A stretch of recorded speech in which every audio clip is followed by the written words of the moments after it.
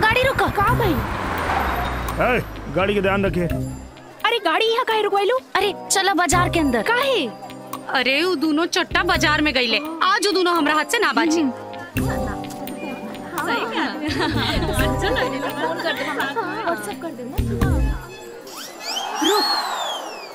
Idea best idea.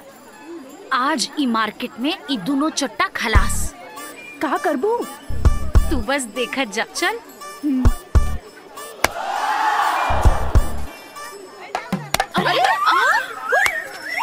का रे औरतन के हल्का में आकतारा तू लोग? तोहनी जैसन बदतमीज मर्द की वजह से औरत लोग सुकून से मार्केट में भी ना घूम सकेले।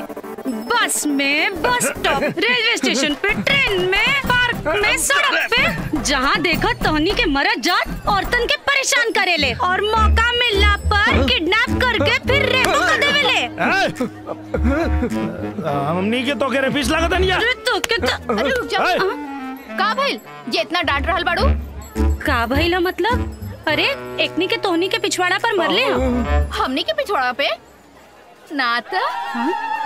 अरे हम अपना आँख से देख ले बानी। अच्छा तमाने मरनी हम उनकरा पिछवाड़ा पे, भाभा तहार पिछवाड़ा। तोरा के मैडम ई हमनी के पिछवाड़ा पे कुछ न कैलस।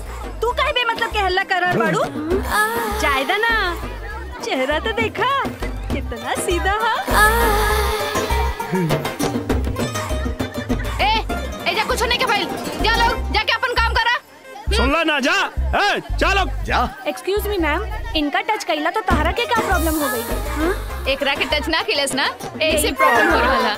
ओ मैडम, केहू के टच करे के खातिर फेस अच्छा होवे के चाहिए और बेस अच्छा होवे के चाहिए। अगर तोनी के हमनी के फेस पसंद है तो हमनी के घर बगले में है। चलो। ना हम चाय ना पीला, हम बहुत गैस होला। अरे एसिडिटी है भाई, भाग रे।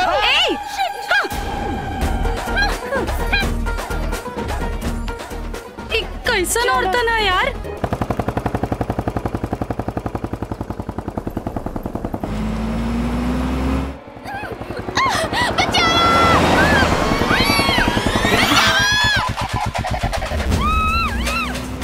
देख बीरू, हमरा के तो कुछ गड़बड़ लगा था भाई। अरे जय का गड़बड़ है? ई सब तो रोज के काम हो गई। तू गाड़ी चलावा।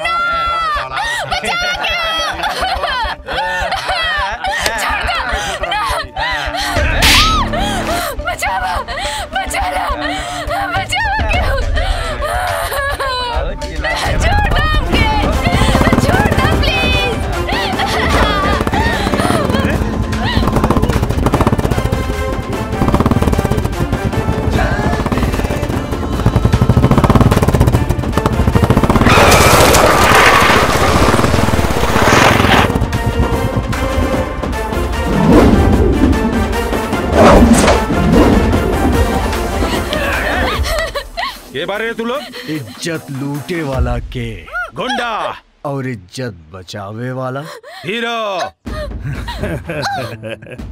हमनी के हीरो पे।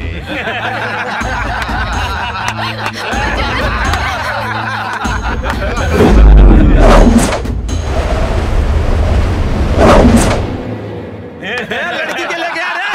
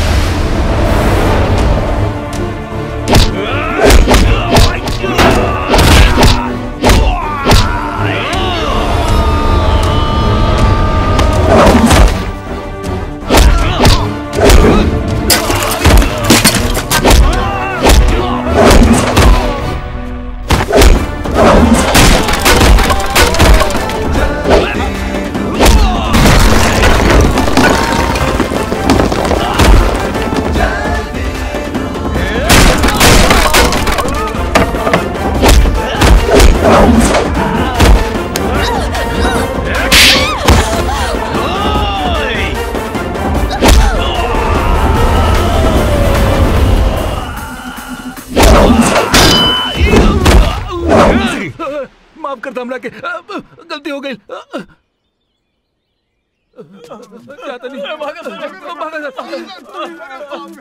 थैंक यू भैया, थैंक यू भैया।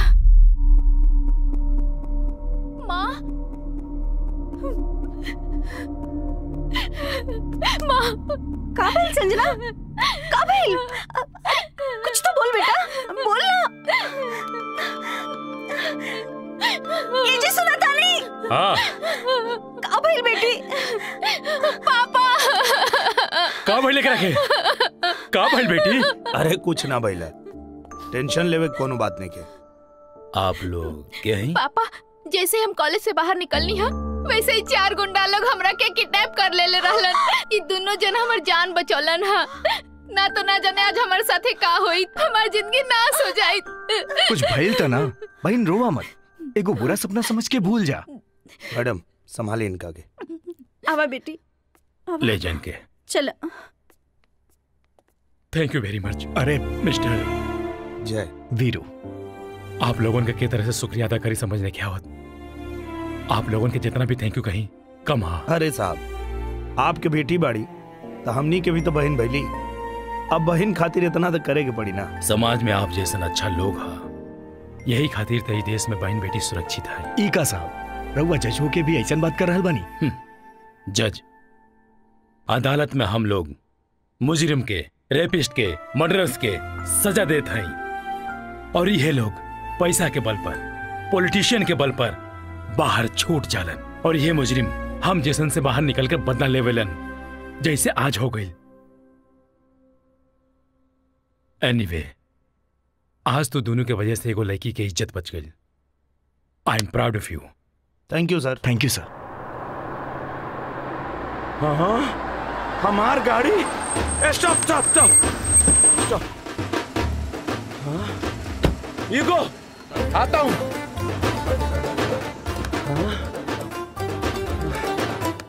इतना दिन बाद हमार बुलेट मिल गई। जब हमार बुलेट एने बा तो वो दोनों चोरवा भी एनी होई। एक काम करता नहीं, हम जाके छिप जाता नहीं। बीरू, हाँ बुलेट पे मजा नहीं खियावत। तब बोल ना, ट्रेन उड़ा देता नहीं। ट्रेन ना, हेलीकॉप्टर उड़ा दिहल जाई। हाँ। पुलिस वाला के टोपी पहने ले बारे तहनी लोग, अब तहनी लोग के हम छोड़ब ना। अरे इंस्पेक्टर साहब, वो दिन कहाँ भइल रहे ना। शट अप, नो डायलॉग, ओनली एक्शन। एक्शन। अब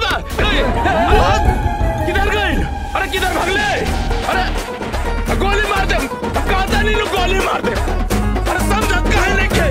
अबे सरकारी गोली मत चला दे। अरे गोली मार दे हम, अब हम कहता नहीं लो, अब ये मार दे। अरे बाप रे, अरे अरे रुक, अरे दुन्नू के गोली मारता नहीं ना, दुन्नू के गोली। अरे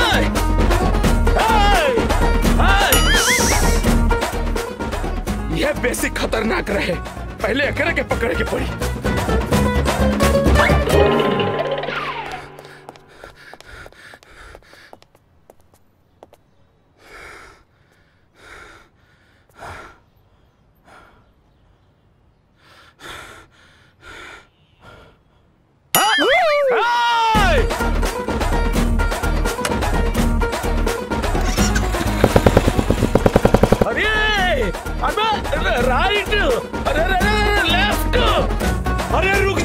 अरे पीटी उषा के भाई गोली चल जाए।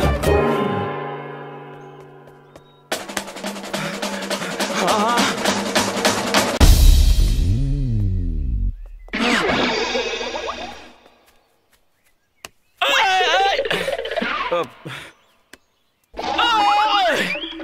ए भाई दीवार फानल तो बड़ा मुश्किल काम बा भाई।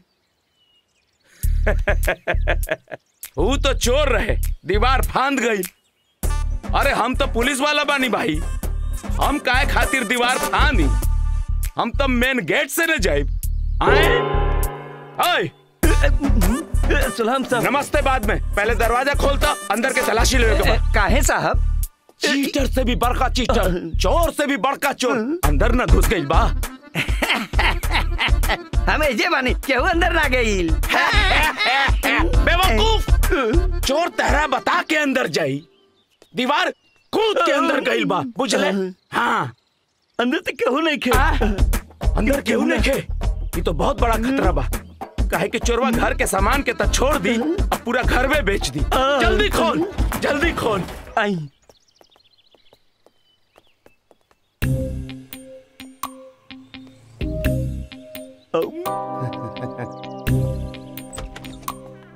यस।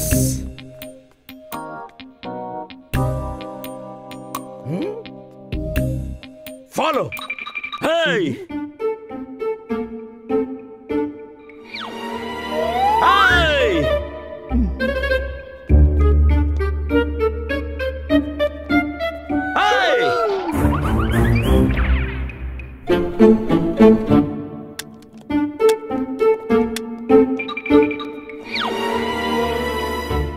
बच्चू, तोरा जहां कहीं भी छिपे के बाद छुप जो, हम तोहरा के ढूंढ के निकालब जरूर। बच के जइबे कहाँ?